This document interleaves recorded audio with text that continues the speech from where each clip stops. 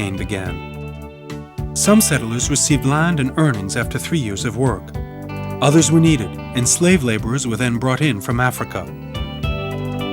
The West Indian exploitation model was established in the middle of the 17th century, as this master's house and his furniture shows.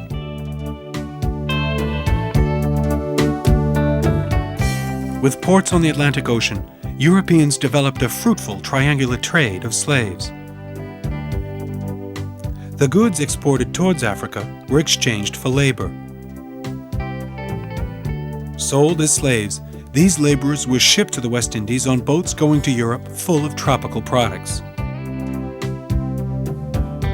The slaves cultivated sugarcane and looked after all the different stages in the process. Although sugar was the main crop, some farmers also specialized in coffee, cocoa, or even tobacco.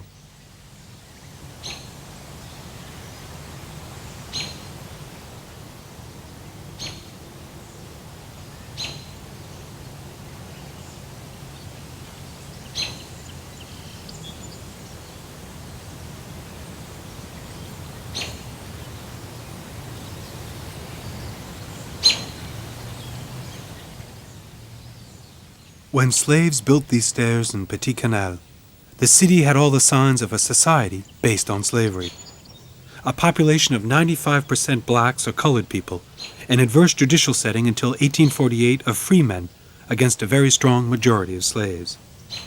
This pattern of exploitation prospered for 200 years, until the definitive abolition of slavery during the Second Republic.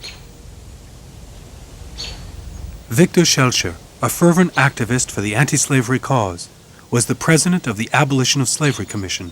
He then became deputy from Guadeloupe in the French Legislative Assembly in 1849.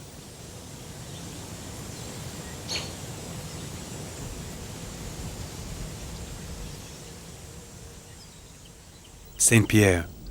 This small fishing town was the scene of the biggest catastrophe in Martinique's history in 1902.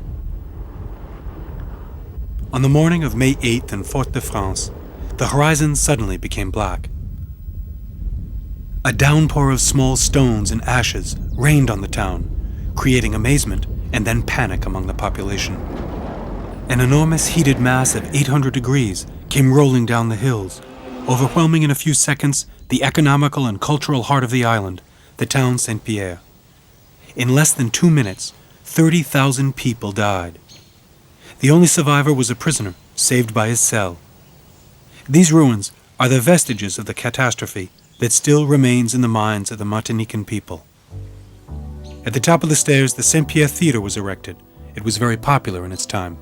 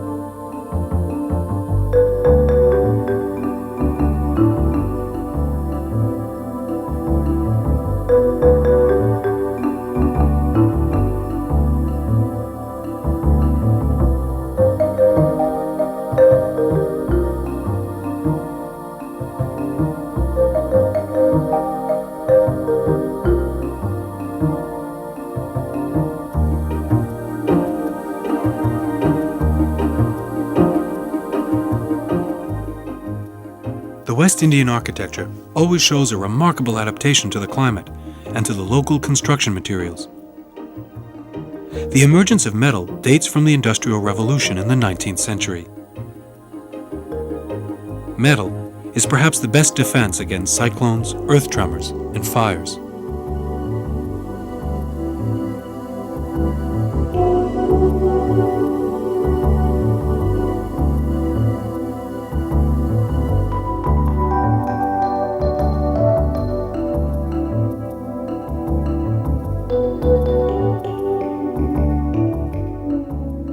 With the renovation of the urban and rural landscapes, traditional habitats succeeded in maintaining the essential characteristics. This hut is a major illustration.